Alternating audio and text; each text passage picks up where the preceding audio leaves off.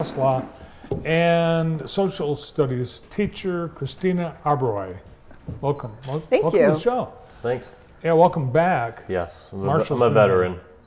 Often a guest, but Christina, this is your first time here. It is, yes. Thanks for having us. Yeah, nice to have you here. So today you're representing the middle school, right? Yeah, yep. Your favorite awkward years of your life. That's where we live every day.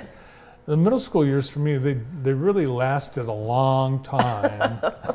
Yeah, 3 years at our school, 6th, 7th, and 8th grade. So yeah, we have a blast with them. They do a great job for us.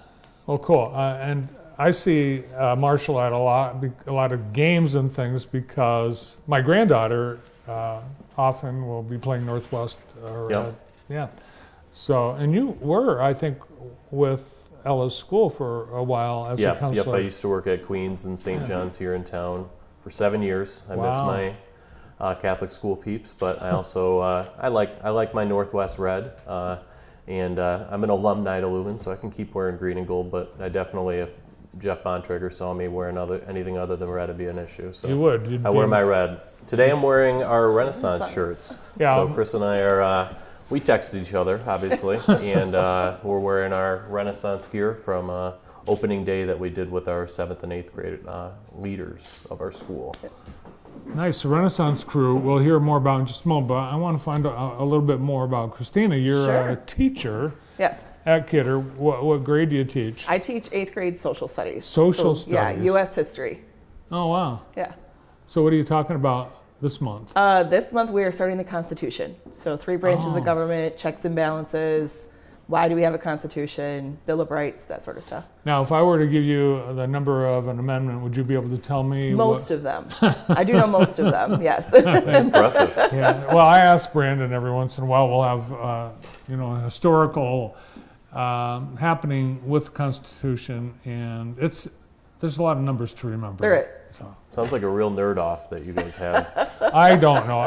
It's like... I wouldn't know any of them. I wouldn't know.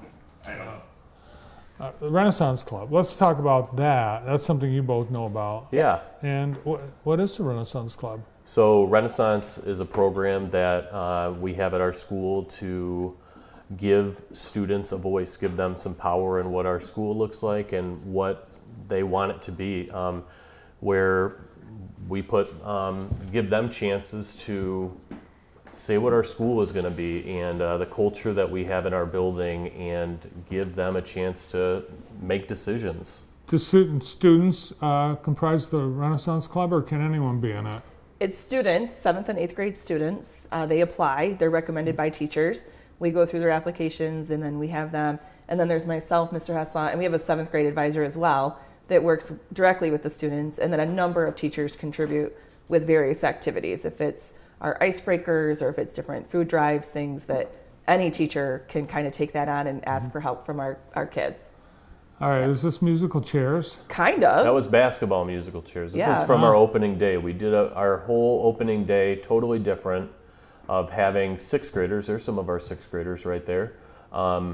Just play games and then be with their, we call it advisory. It's kind of what we used to call homeroom back in the day when we went to school. And you're with your homeroom group all day. And we had some of our Renaissance 7th and 8th grade kids in those classrooms.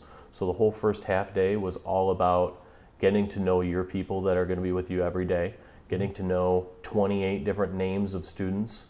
Many kids come into school and they might not know people. So if you walk out knowing 25 names, it's an accomplished day. Yeah. So these are some of our kids right here, and just checking in with them later in the year, other than just, hey, I met you the first day, good luck, hope everything's good, see ya.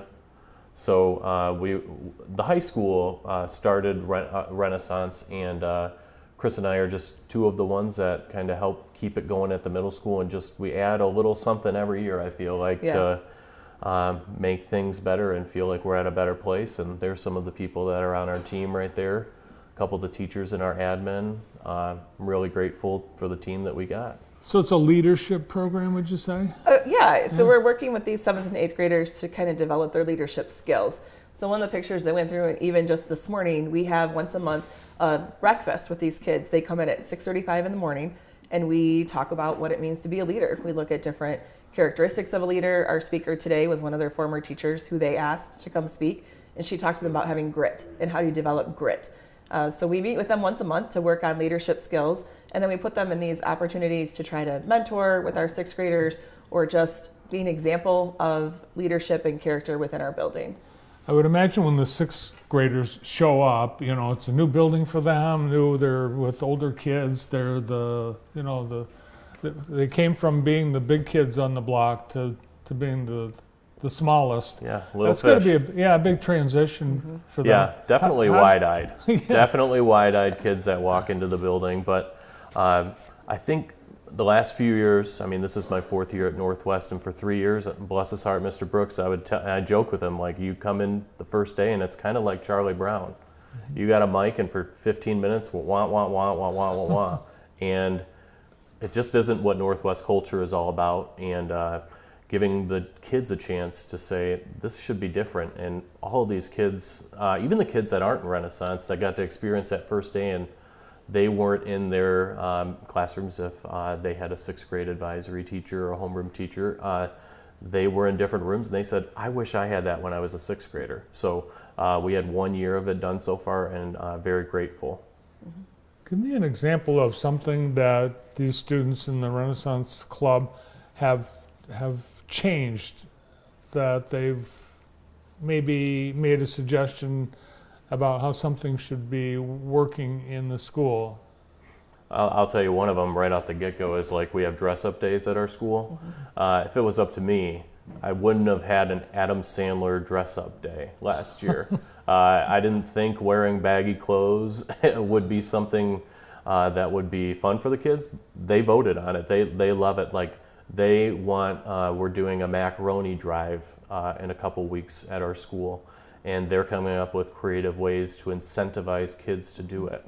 So they have a ton of say. They should have as much say in what our school is more than anybody. I don't know about you, 6:35 in the morning, I'm not preppy and like, I'm a morning person, don't get me wrong, but they were here this morning at 6:35, and it's been really nice this year. We actually had MEMIC Insurance has partnered with us to pay for our breakfast. So Chris and I, for the last couple of years, I did not want money to get in the way of doing this, and we were doing that out of pocket. We were paying for 50 kids breakfast from different places and trying to make it work. And MEMIC had reached out, and it's kind of a mutually beneficial situation we got.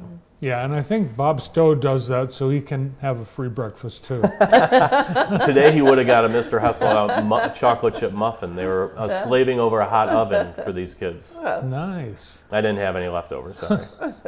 Is it a competitive club to get into? Are the kids competing? This is something that's sought after? In a sense, this is our third year with the application process?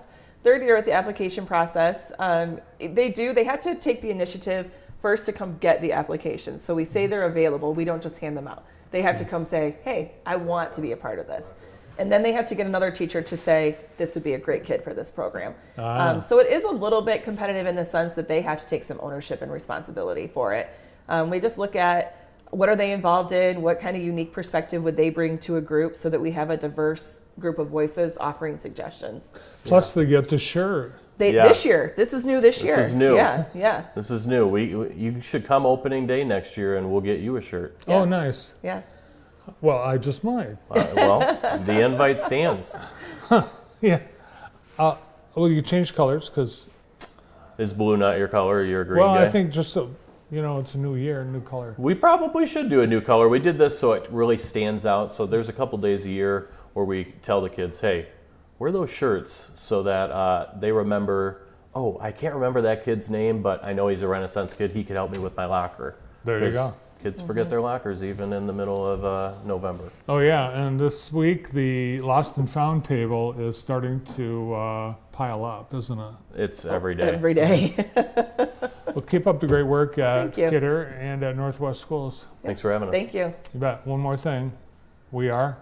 Marshall. Northwest. Oh, that's my favorite movie. It's second nature. We are Marshall, but we are Northwest. Go Mounties. Go Mounties. Marshall Heslop and Christina Arboray from Northwest Community Schools.